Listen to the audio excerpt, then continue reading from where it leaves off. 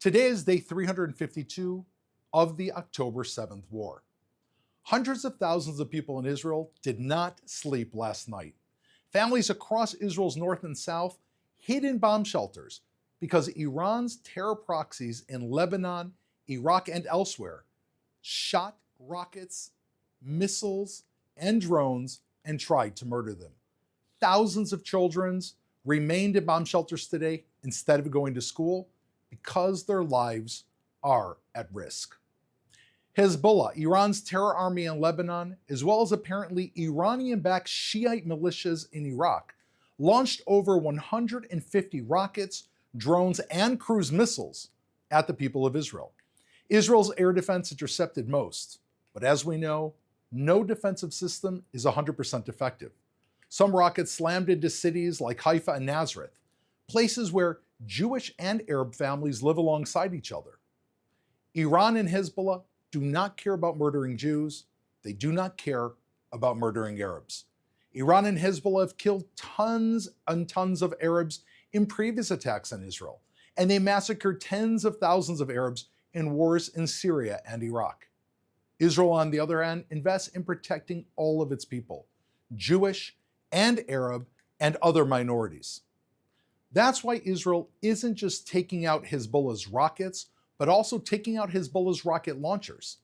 Israel's jets struck hundreds of Hezbollah targets in Lebanon and destroyed thousands of rockets on the ground before Hezbollah could try to fire them at the citizens of the people of Israel. Israel struck a meeting of Hezbollah's Redwan Commando Force, the terrorists who planned to invade Israel on October 8th and multiple times since then. They planned on taking over Israeli villages, murdering families and children, and abducting hostages. Hezbollah's playbook, Hamas's playbook are written at the same printing press, Iran. Iran is directing both, which is why both of them have the same barbaric characteristics, things that can scarcely be imagined by the West, but are, according to Iran, the way they should fight their battle to take over the world. Israel's only on the first level of that entire pursuit. Israel degraded Hezbollah's ability to carry out their own October 7th massacre. This follows the world's most surgical strike ever, when Hezbollah's command and control was massively damaged after Hezbollah's special order communications devices, including pagers and radios, exploded. Since October 8th, one day after Hamas's massacre, Hezbollah declared war on Israel's people and has been daily attacking. Hezbollah launched over 8,000 rockets, missiles, and drones. Iran has been trying to destroy Israel on 7 different fronts. Hezbollah is, while we're speaking live right now, aiming 200,000 rockets and precision-guided missiles at the people of Israel. Hezbollah explicitly says that they are targeting Israeli civilians. Hezbollah is raining Iranian rocket attacks constantly on Israel's people. Israel is stopping Hezbollah's attempts to murder so that Hezbollah cannot restart them. Israel is doing what it must to stop Hezbollah's war and to bring its people back to their homes in the north. Let's take some questions from our live audience. A number of people online are asking, why are rockets being shot from Iraq towards Israel? What does Iraq have to do with the conflict? As part of Iran's strategy to take over the entire Middle East and turn it into one single Iranian caliphate, they have proxies operating in numerous places throughout the Middle East. With the United States' withdrawal from Iraq, Iran immediately saw an opportunity and sent in proxy forces that pose a major threat not only to Iraq itself, but are armed militias that have already fired precision-guided missiles and cruise missiles, not only at Israel, but at dozens of United States military bases throughout the Middle East. Iran has one goal. Their goal is to spread their version of Islam and to take over the Middle East and extend that into the world. We have to understand that if they are not stopped where they are by the world, they will continue to grow and grow and grow. A number of people are asking, If you can please comment on the reports that there are celebrations in Syria and in Lebanon about the attacks on Hezbollah. From what we saw in various places, especially with the Kurds, when there were attacks on certain of the Hezbollah commanders, we could see that they were going out and offering cakes and pastries. This is a sign in the Muslim world and in the Middle East of celebration. And we have to understand why. Hezbollah is a terror army. It's like the mob. The mob isn't only a threat to certain people, the mob is a threat to everyone. Hezbollah is a terror regime. They've essentially taken the people of Lebanon hostage. They've carried out wars on Syrian soil, on Lebanese soil, and they are a threat to the Middle East.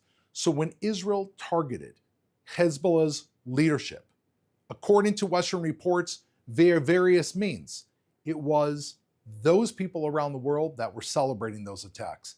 This is just an inkling when we can see that if we gave those people the resources and support they needed, they would break free of Iran's proxies in a minute.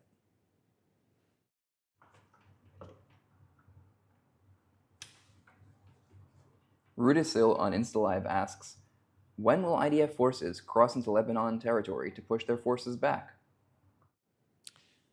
First of all, the IDF has carried out some of the most important aerial strikes really in the history of modern warfare, targeting very clear Hezbollah top command structures.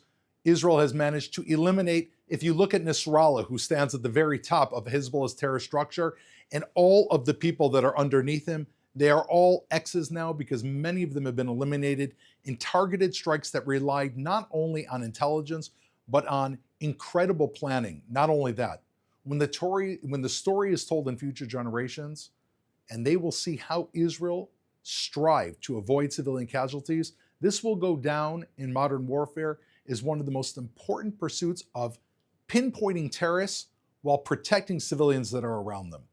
That is what is happening on the ground right now. Regarding an Israeli ground attempt into Lebanon, Israel is leaving all the options on the table.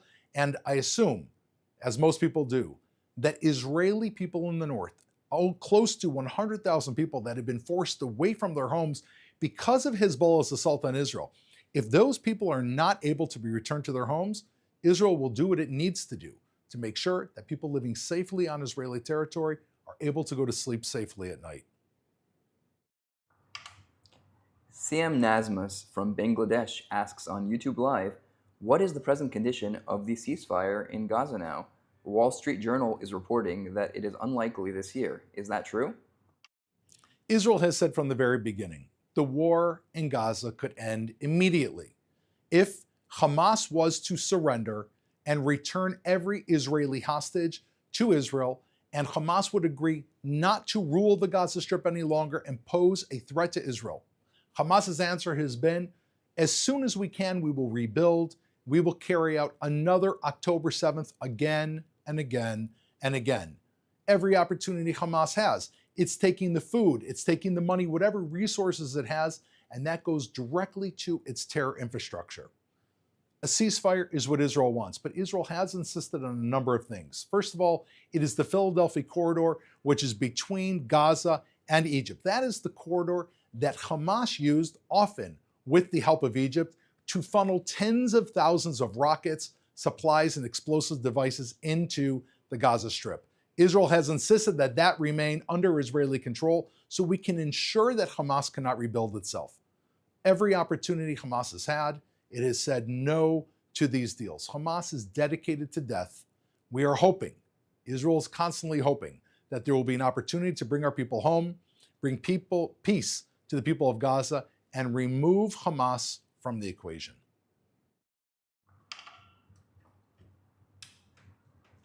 M. Salome Vicente asks, what was the impact of the last UN vote on IDF strategy? The IDF has a strategy which is to protect the people of Israel. The people of Israel against enemies on 7 different fronts. The first and most important priority for Israel is to protect our people.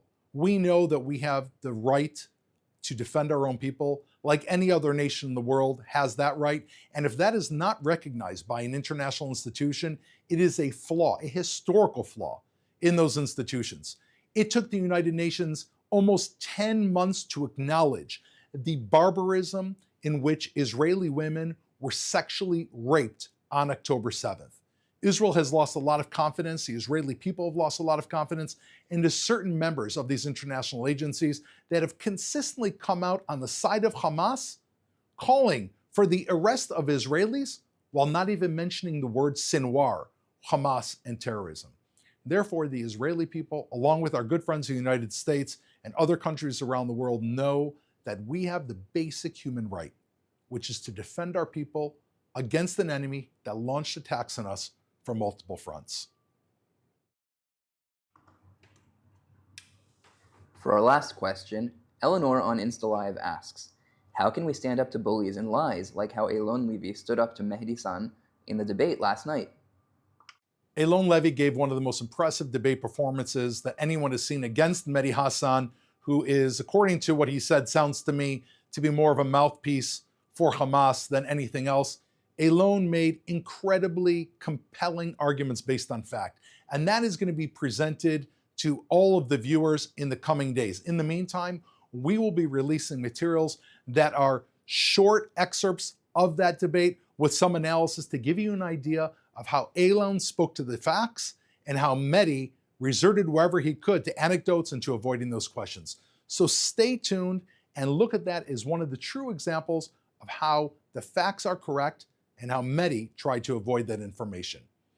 That is the last question, and I thank you for joining. This is the live broadcast of the Israeli Citizens Office. We are here every day, Sunday through Friday, 8 a.m. Eastern Standard Time, 3 p.m. Israel time. We're here to take your questions and bring you the latest news, the most important information, so that you can know the truth and speak the truth. Thank you for joining.